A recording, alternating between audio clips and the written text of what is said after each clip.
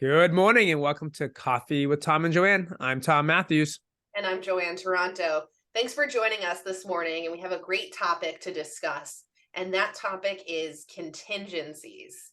And contingencies in real estate transactions can have, there's a vast variety of contingencies, but we're going to talk about some of the most common ones today and just being comfortable with those contingencies and maybe how you can manipulate those contingencies to be advantageous for either your buyer or seller client, depending Right. on which side of the transaction you're on.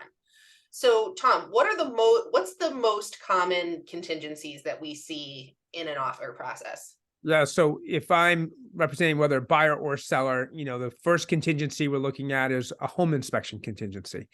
And as we are having this discussion, there are markets when we have not enough inventory and too many buyers, called the seller's market, when there can be less contingencies. And then we have markets that they call like a neutral market or a buyer's market. And so we just want to talk about when you're in different markets, what contingencies you might see. So the first biggest one is your home inspection contingency. So in Massachusetts, we're in what's called a dual contract state, which means that we have an offer phase and then a purchase and sales phase. I bring this up because there's only like 7 states in the country that have dual contracts, and we're one of them. So oftentimes when an offer is brought forward, the buyer has anywhere between, let's say, 3 days to 10 days to have a home inspection done. So Joanna, if you were representing a buyer, writing an offer, and you were making a home inspection contingency, what would that look like for you representing that buyer?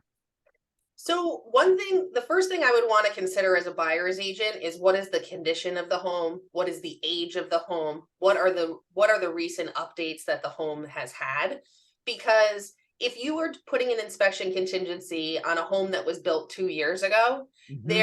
you're not really going to be looking at, warranty items. So Right. the roof is still under warranty, the heating system will be under warranty. Your concerns on a 2-year-old house are vastly different than a house built in the 1700s. And if that house in the 1700s had been gutted and refinished 2 years ago, you have the same type of conversation. But more often than not, you're going to find that each individual case will have different things that you have level of concern about. Now, just putting my buyer's agent hat on for a second, if you're a buyer's agent, your job is to protect your buyer, right? Absolutely. So, in your level of experience, when you are touring that house for the showing, what you want to do is you want to kind of make a mental note and a list of the things that you, as the agent, might be concerned about on some level. And then you're going to be able to advise your client on the home inspection contingency. So, sometimes you can make the contingency for just information purposes. So basically, you retain the right to walk away from the transaction, but you give up your right to negotiate any repairs. Another option is setting a threshold on that inspection. And if you feel really confident that the house is in good shape, you might want to make a really high threshold that would protect you from, structural or major replacements. Because we have seen 2-year-old roofs that leak. It Yes. happens. Yep. Um, and so what we want to do is that based upon the property that you're looking at and the level of concern that you have, sometimes there are disclosures on properties that it needs X, Y, or Z done to it. And you want to consider that in your home inspection contingency. So maybe you acknowledge that the house has a 24-year-old roof and that it will need replacement in the near future, but you're looking for other things and you're going to Right. factor in that roof to your offer. Right. So there's a lot of different ways to do it, but the most important thing is to make sure that you're representing what your buyer client wants and what's going to make them comfortable. And from a seller's perspective, now I'm going to put my seller's agent hat on. You want that contingency to be as clear as possible, and you want the parameters to be as clear as possible. So you want the inspection done quickly. You want to know that the buyer is aware of different items in the house. So some people use seller's disclosures, some people use their brochure to say, hey, the roof is 5 years old, the heating system is 5 years old. And then your buyer will then have a clearer picture in their mind of what their concerns are. And it's important to remember that even though we're in a caveat emptor state where it's buyer beware. The buyer has to do their due diligence with a home inspection. You want to be very cognizant as the seller that if you do know material defects in your house, it's probably in your best interest to disclose them. Yes. And same goes for your agent, but your agent wouldn't know any of those things unless you told them.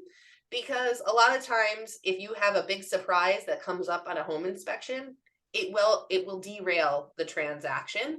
And it's better for everybody to go in on the level playing field and know what they're looking at, as opposed to it being a big mystery. So as Right. the seller's agent, you want to make sure that that contingency is clear, the buyer understands the age of the property, and that the contingency it has as little risk to the seller as possible. So the other big contingency that we see in a standard offer is the financing contingency. Right. And a financing contingency is put into place to protect the buyer's earnest deposit. So in Massachusetts, common practice is people put anywhere between $1,000 to $5,000 with an offer.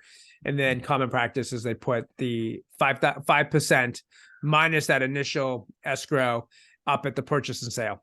We say this money is put in place to protect the seller, that the buyer is not going to wake up on a gray morning and say, I don't want to buy the house anymore.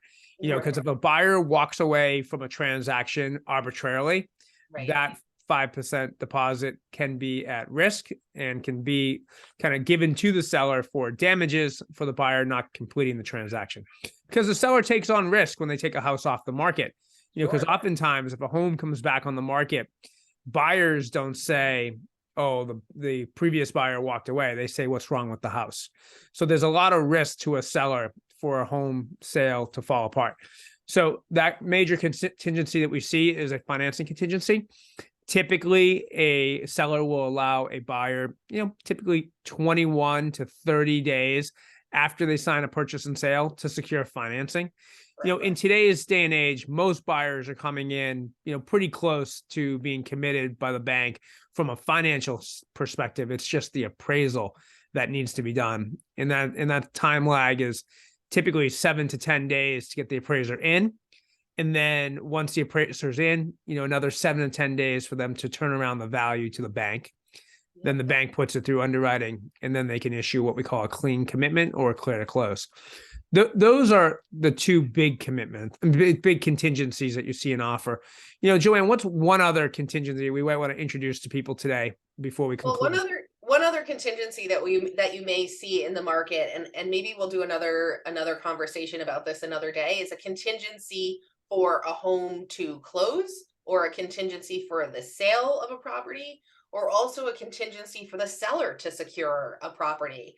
And even though some of these are a bit open-ended and they have a lot of gray area in them, there are a lot of great ways to curate these types of contingencies to get everybody comfortable with the level of risk that they are assuming getting into the transaction.